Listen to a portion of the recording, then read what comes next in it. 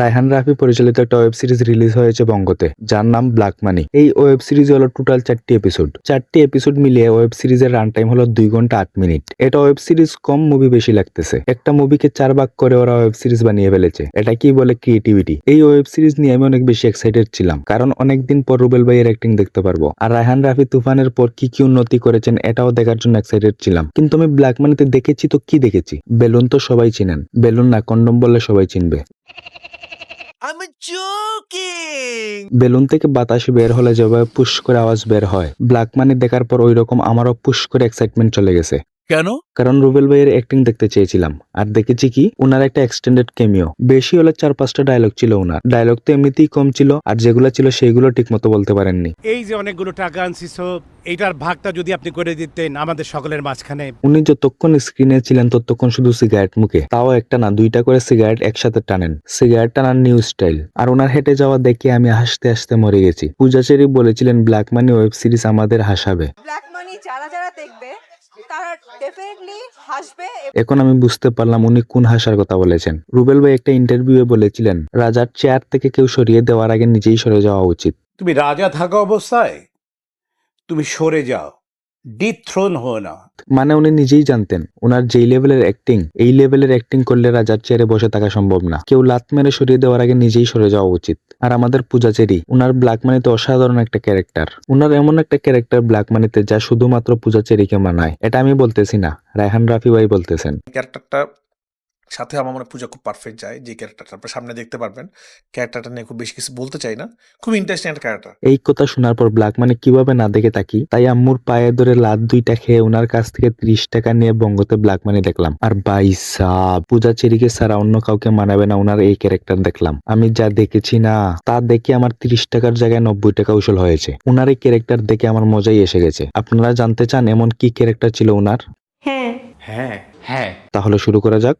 ঠিক আছে। সর্বপ্রথম আমরা পূজা চেরির একটা আইটেম সং দেখতে পাই, যা দেখে আমার সানি লিওনি লায়লা মে লায়লার কথা মনে পড়ে যায়। সেটা আমি ইগনোর করে সামনের দিকে কি আছে দেখতেছিলাম। উনি আইটেম সং শেষ করে বসেছিলেন, তখন একটা লোক এসে উনাকে বলে, সেটার পেমেন্ট কত?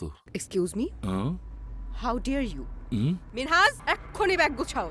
Okay madam. আমি এক্ষুনি এখান থেকে বের হব। এখান থেকে উনি নেকামি করে চলে যান একটা হোটেলে। উনি রুমে যাওয়ার পর একজন বুড়ো কাকাকে কল দিয়ে রুমে আনেন গুটুর গুটুর করার জন্য। গুটুর গুটুরি যখন করবেন তাহলে ওইখান থেকে নেকামি করে চলে আসলেন কেন? ওনার সাথে গুটুর গুটুর করার রেট ফিক্স করা। বলো কি, তুমি সত্যি বলছো? জি হ্যাঁ। ওনাকে 1 বান্ডিল দিলে, এক বান্ডিলে ওইখানেই দাঁড়ান। 2 বান্ডিল দিলে, 2 বান্ডিলে ওইখানেই থাকেন। 3 বান্ডিল দিলে, 3 বান্ডিলে কি আর খোলা যায়? টোটাল 4 বান্ডিল দিলে গুটুর গুটুর করতে পারবেন পূজা চেরির সাথে। একদম ফিক্সড রেট, দামাদামি করা যাবে না। বুড়ো কাকার সাথে গুটুর গুটুর শেষ করতে আরো একজন কাস্টমার চলে আসে ওনার সাথে গুটুর গুটুর করার জন্য। ওই লোকের সাথে গুটুর গুটুর শেষ করতে না করতে আরেকজন কাস্টমার চলে আসে। এতক্ষণ চলতেছিল সিঙ্গেল গুটুর গুটুর, এখন হবে গ্যাং ব্যাং গুটুর গুটুর। গ্যাং ব্যাং গুটুর গুটুর শেষ করে পূজা চেরিকে 1 বস্তা টাকা দেওয়া হয়। 1 বস্তা টাকা নেওয়ার পর আবার শুরু হয় সিঙ্গেল গুটুর গুটুর। ওনার সাথে গুটুর গুটুর শেষ করতে আবার একজন কাস্টমার চলে আসে গুটুর গুটুর করার জন্য। এক রাতের মধ্যে এতজনের সাথে গুটুর গুটুর পাওয়ার আছে পূজা চেরির। এরপর আমরা দেখতে পাই এক রাতে এতজনের সাথে গুটুর গুটুর করে গিনিস বুক অফ ওয়ার্ল্ড রেকর্ডে নাম লিখিয়েছেন the one and only Puja Cherry. এটার জন্য ওনার ইন্টারভিউ হচ্ছে। এটাই ছিল পূজা চেরির ক্যারেক্টার, যা শুধু পূজা চেরিকে মানায়। রায়হান রাফি একটা ইন্টারভিউর মধ্যে বলেছিলেন দেশের ব্ল্যাক মানি নিয়ে ওয়েব সিরিজ বানিয়েছেন। এটা তো দেশের ব্ল্যাক মানি নিয়ে তৈরি করছি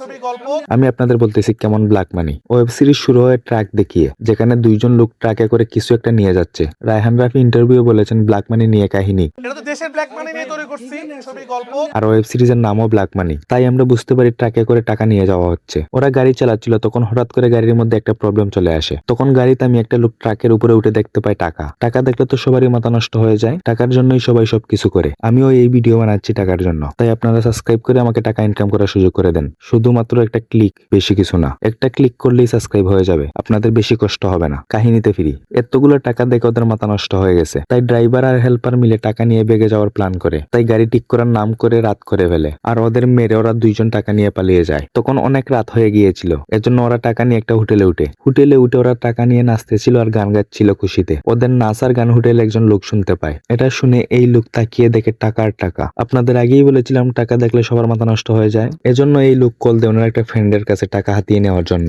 ওনার ফ্রেন্ড এসে ড্রাইভারকে মার্ডার করে আর আরেকজনকে দৌড়িয়ে আটকে ফেলে। এত টাকা দেখে ওরা 3 জনের মধ্যে একজনের মাথা নষ্ট হয়ে যায়, যার কারণে একা সব টাকা নিয়ে যেতে চায়। এরপর আমরা দেখতে পাই একজন কাস্টম লিঙ্গের লোক আসে টাকা নিয়ে যাওয়ার জন্য। এর মধ্যে আরেকজন আসে শটগান নিয়ে, উনিও সবাইকে মেরে টাকা নিয়ে যেতে চান। ওদের গুলাগুলি দেখে মনে হচ্ছে বাচ্চারা খেলা করতেছে। ওদের গুলাগুলি শেষ হতে না হতে আরেকজন চেয়ারে বসে আসে টাকা নিয়ে যাওয়ার জন্য। সবার শেষে এন্ট্রি হয় রুবেল ভাইয়ের, উনিও টাকা নিয়ে যাওয়ার জন্য এসেছেন। এগুলো করে করে ওয়েব সিরিজ শেষ হয়ে যায়, কিন্তু শেষ পর্যন্ত আমরা জানতে পারি এই যে টাকা নিয়ে এত কিছু করতেছে ওই টাকা সব নকল, এগুলা সিনেমা শুটিং এর টাকা। টাকাটা নকল স্যার। এটাই হলো দেশের ব্ল্যাক মানি নিয়ে বানানো ওয়েব সিরিজ। ওয়েব সিরিজ এখানে শেষ হয়ে যায় আর আমার ভিডিও এখানে শেষ করে দেব। যদি আমার ভিডিও আপনাদের কাছে ভালো লাগে তাহলে ভিডিওতে একটা লাইক আর একটা সাবস্ক্রাইব করে দিন। তাহলে আজ আমি চলে যাচ্ছি, কথা হবে অন্য একটা ভিডিওতে। Tata, bye bye.